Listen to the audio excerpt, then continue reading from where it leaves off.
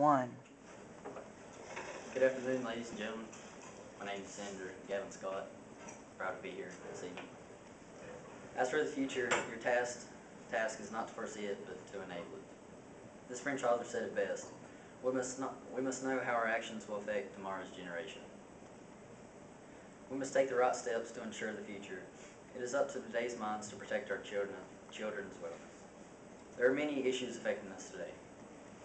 We have to deal with these issues with integrity, intuitiveness, skill, and experience. We have to make decisions that will not cause the next generations to suffer.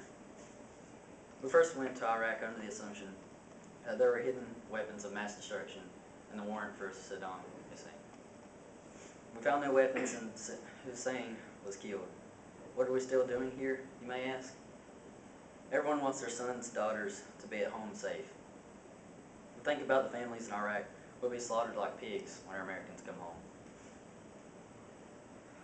American soldiers are keeping the peace over there. If we were to withdraw right now, it would be chaos. We need to stay in Iraq until a completely stable government is formed.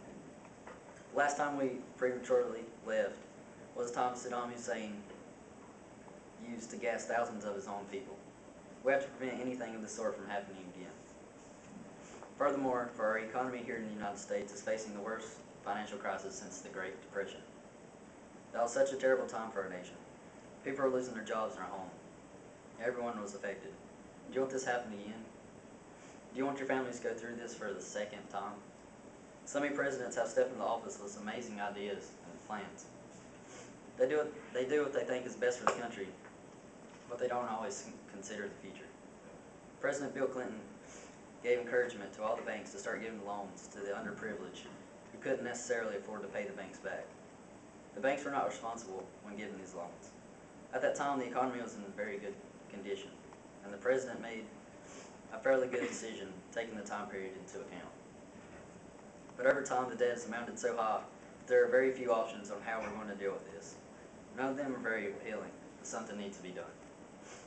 The banks need to be monitored to make sure something this catastrophic will never happen again.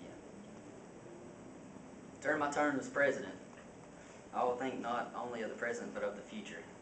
I don't want to be the man who is responsible for the mess your grandchildren will have to clean up in the future. I'll make the choices that will benefit generations to come.